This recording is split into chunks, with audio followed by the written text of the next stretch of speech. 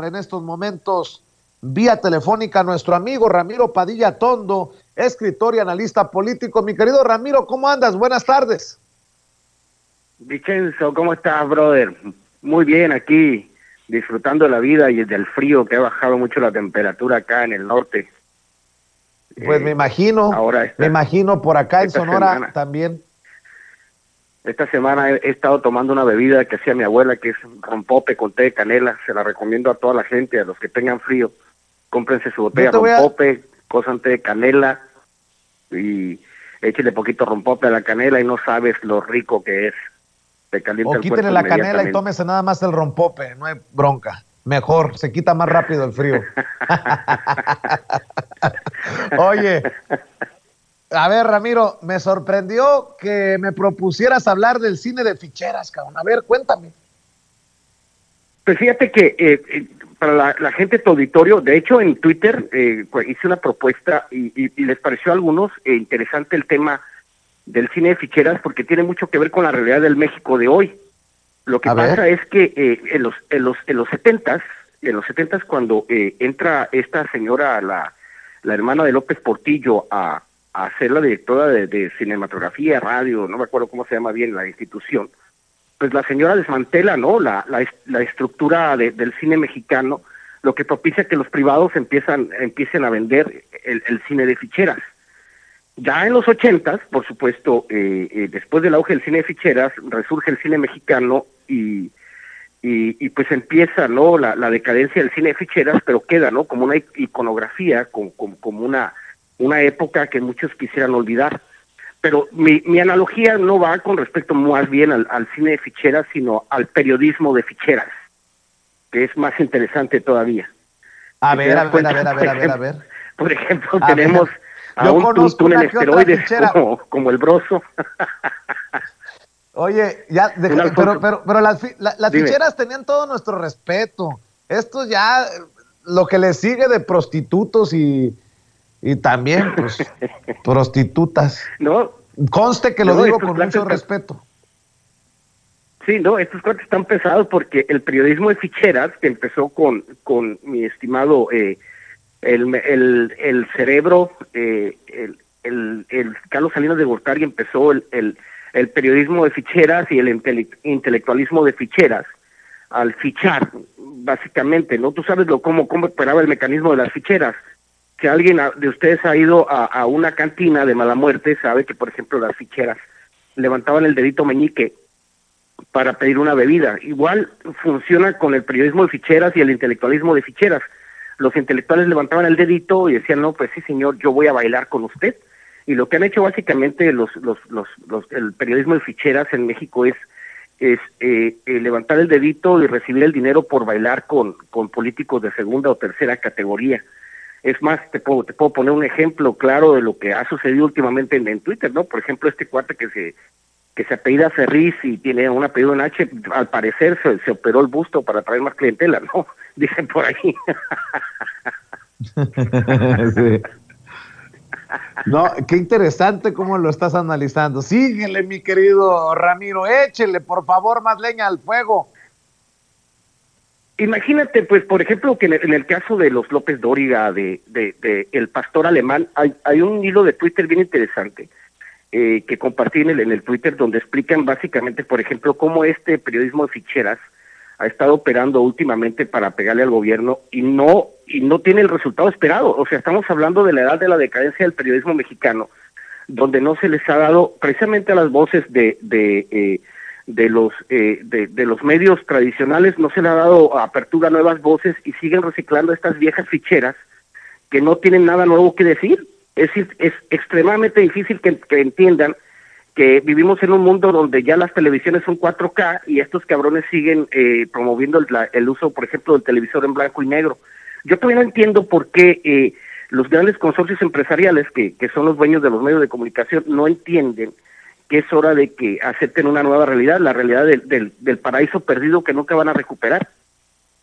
Y estos ficheros deberían de entender, por ejemplo, te voy a poner un ejemplo claro, ¿no? El caso de Latinus y Loretito y Broso con el gobernador Alfaro de Jalisco, donde pues ellos ahí van y el Alfaro los contrata para que bailen con él, y estos cuates fieles a su estilo servil van y le bailan y le quieren lavar la cara. Es el ejemplo en general de todos los medios de educación. Imagínate, por ejemplo, en el proceso electoral, para que no se lo olvide a la gente, en el proceso electoral del 2018, incluso el imbécil Ricardo Alemán llamaba al magnicidio. Ahí está el Twitter, ¿no? Por algo lo corrieron. Y él era una fichera que te estaba enquistado, por ejemplo, en la televisión pública del Estado de México, y sigue teniendo espacios como La Otra Opinión. A mí me sorprende mucho, por ejemplo, cuando alguien dice, no, el gobierno tiene esto, que es una noticia falsa. Por ejemplo, como el caso del Lamborghini del hijo de López Obrador, que le colgaban hasta que habló este cuate, ¿no? El dueño Lamborghini, que yo creo que era del sur de California, diciendo, ¿por qué están promocionando una fotografía mía en México que no tiene nada que ver? Y pues gente como Ricardo Alemán y todos ellos, a sabiendas de que las noticias son falsas, las siguen promocionando. Es simplemente que son ficheras de segunda, tercera categoría que bailan para políticos de segunda, tercera categoría. ¿Cómo la ves, mi Vicenzo? No, pues nunca la hubiera imaginado esta relación que haces, pero suscribo cada palabra que has dicho, mi querido Ramiro, porque así levantan el dedito, así, bueno, me han contado, pues, yo no es que yo sepa mucho de esas cosas, pero sí, así levantan el dedito. Es que no puedo creer que a estas alturas del partido, con una oposición totalmente fraccionada que sabe que se va a llevar la madriza de su vida en las próximas elecciones, en vez de hacer un mea culpa, sentarse y decir, a ver, ¿qué hicimos mal? ¿Por qué la gente nos negó el voto? ¿Por qué no entendemos que todos estos 80 años en los que nosotros, el PRIAN, estuvimos gobernando, la pobreza se mantuvo constante, incluso aumentó? Estamos hablando de más de 60 millones de pobres. Estos cuates no han hecho una mea culpa, decir, bueno, cabrón, pues vamos a hacer algo diferente, vamos apoyando al gobierno para que todos salgamos adelante. Al final de cuentas estamos habitando el mismo país, pero no, siguen con las mismas ficheras de siempre, exacerbando el mismo discurso de siempre. De hecho, hay un hilo que voy a subir a Twitter de una intelectual muy importante de nuestro movimiento que se llama Beatriz Guadalupe Aldaco, que es una escritora de acá de Ensenada, pero ahora vive en Sonora, donde explica, ¿no?, claramente los 11 principios de Goebbels, y cómo se adaptan a esta realidad mexicana, y cómo se dan estos principios, que es muy interesante también que la gente entienda el por qué los ficheros o las ficheras, el periodismo de ficheras de este país sigue repitiendo el mismo discurso muy goebbeliano para que la gente se cree confusión. De hecho, en la próxima colaboración contigo quiero hablar un poco del tema de las vacunas y las farmacéuticas, que también es un tema interesantísimo, porque es uno de los mitos y de las mentiras más esparcidas en los últimos años, desde que empezó la gestión de López Obrador y los monopolios, y eso me gustaría tratarlo contigo en la próxima colaboración.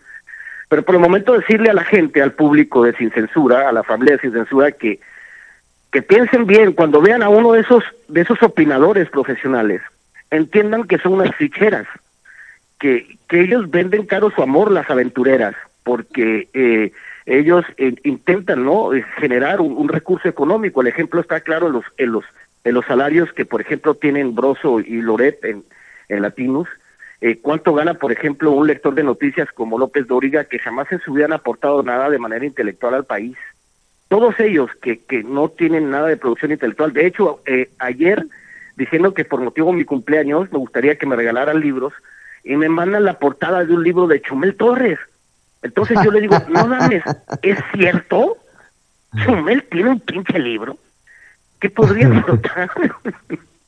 No mames. Este tipo de cosas son de nuestro mundo surrealista. En nuestro México surrealista tenemos figuras públicas que son bestsellers, ¿no?, con pinches libros que ellos no escribieron, como el de Peña Nieto y México, su gran esperanza. Te quedas sorprendido, cabrón. Oye, es totalmente ajeno. Dime. Déjame proponerte un tema para... Sí, vamos a entrarle, ándale, cabrón, anímate.